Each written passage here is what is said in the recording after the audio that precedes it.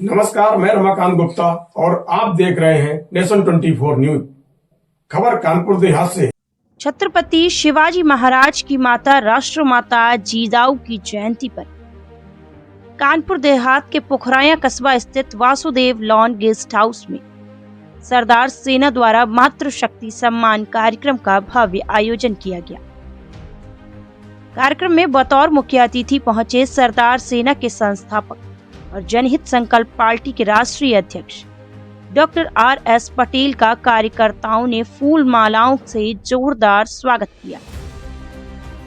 कार्यक्रम के दौरान डॉक्टर R.S. पटेल ने योगी सरकार पर तीखा हमला बोला। उन्होंने कहा कि प्रदेश में अपराध चरम सीमा पर पहुंच चुका है। हर रोज लूट, हत्या और अत्याचार की घटनाएं सामने आ रही हैं, लेकिन सरकार सिर्फ आंकड़ों का खेल खेल रही है।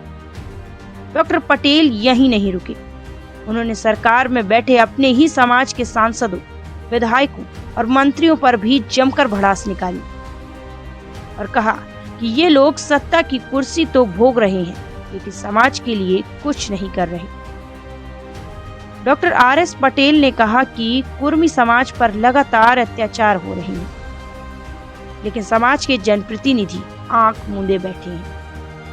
उन्होंने साफ शब्दों में चेतावनी दी कि अगर अब भी कुर्मी समाज की आवाज नहीं सुनी गई तो सरदार सेना सड़कों पर उतरकर विरोध करेगी।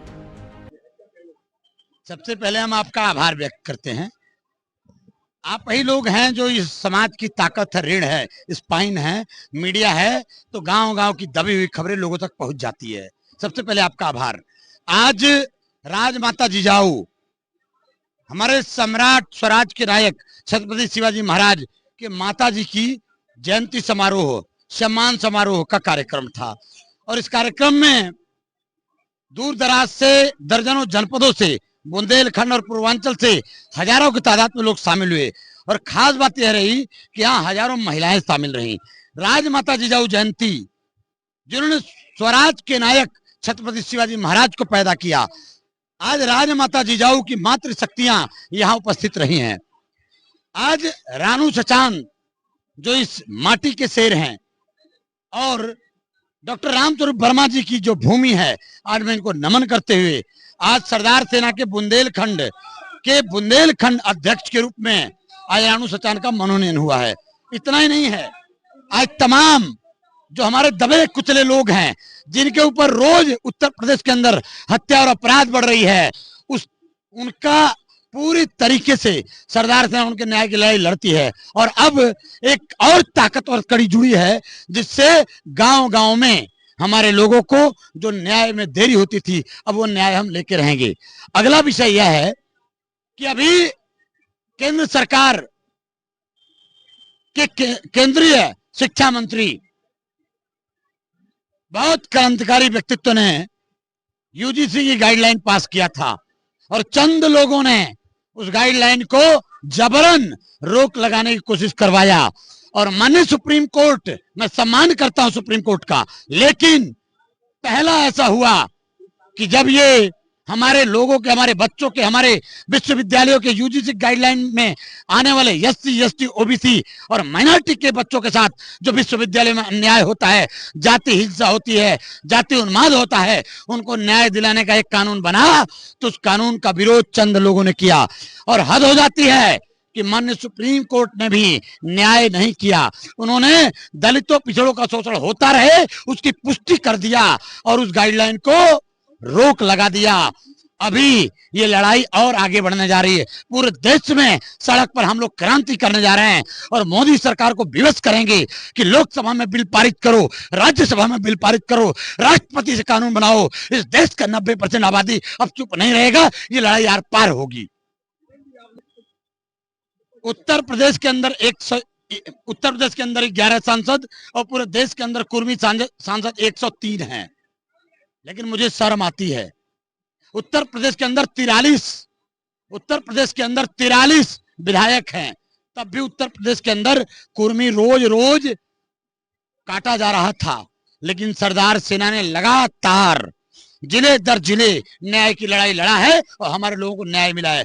केवल कुर्मी नहीं, हर दलित, हर पिछड़ा जो दबा कुचला है वो हमारा भाई है। हमारा भाई तो सब लोग है, लेकिन जिनको न्याय नहीं मिल रहा है उनकी न्याय की लड़ाई सरदार सेना लड़ती है, लड़ती रहेगी, सड़क से लेकर सदन तक। पूरे बुंदेलखंड के एक एक गांव में संगठन ले जाएंगे। रानू सचान जैसा ताकत और साथी, गुड्डू सचान और तमाम ये हमारे लोगों का, ये बब्बर शेरों का क्षेत्र है। यही से निकले डॉक्टर रामस्वरूप वर्मा। कानपुर की जो धरती है, खासकर कानपुर देहात की धरती, यह देश को संदेश देने वाला, देश को विचारधारा देने वाली धरती है। यहीं से बुंदेलखंड में एक नई क्रांति होगी। गांव गांव न्याय प्रणाली स्थापित करने वाली टीम तैयार होने जा रही है, जिसका नाम सरदार सेना होगा। Doctor R S. पटेल के इन बयानों के बाद अब सियासी गलियारों में हलचल तेज हो गई है। वहीं सरदार सेना ने साफ कर दिया कि अगर कुर्मी समाज के हितों की अनदेखी जारी रही तो आने वाले दिनों में आंदोलन और तेज किया जाएगा। कानपुर देहात से रमाकांत गुप्ता की खास रिपोर्ट। शिव कुमार वर्मा, अयोध्या में घटना हुआ, मनुवादियों ने शिव कुमार वर्मा को सड़क पर घसीट के मारा, इतना मारा, इतना मारा, इतना मारा, सर 3 जगह से टंगारी से फट गया। ये सर आधा आधा की स्थिति हो गई। हाथ पर 4 जगह से काट करके तोड़ दिया गया। लेकिन आपके समाज के आने वाले 43 विधायकों के कान में जू नहीं रेखता है। 12 सांसद सांसद पटेल समुदाय से हैं, लेकिन आवाज नहीं निकलती है। पिछड़े समाज के लोग नेता है, आवाज नहीं निकलती है।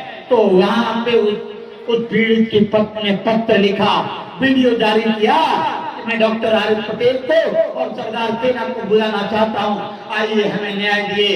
जब वो बहन बुलाती है, सैकड़ों के तादाद में ये सरदार सैनिक जब पहुंचते हैं तो अयोध्या का पूरा अमला, पूरा थाना, पूरा सीओ, पूरा चौकी हमें आपको रोकने के लिए लग जाता है, लेकिन कारवां तब भी नहीं रुकता।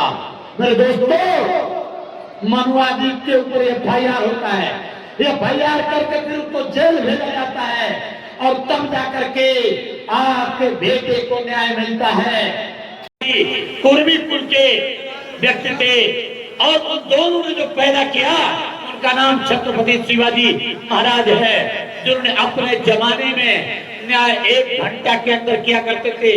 पूरे भारत के अंदर अगर कहीं किसी मां बहन के साथ अत्याचार होता था तो देन एंड देयर तत्काल न्याय करने की न्याय प्रणाली व्यवस्था अपनाने वाले व्यक्ति का नाम छत्रपति शिवाजी महाराज था, जिन्होंने स्वराज की परिकल्पना स्थापित किया था।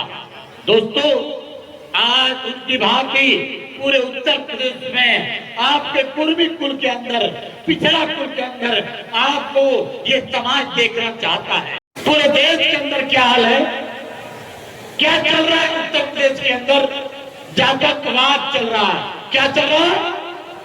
जातकवाद। बनारस में हेमंत पटेल को गोली मार दिया जाता है।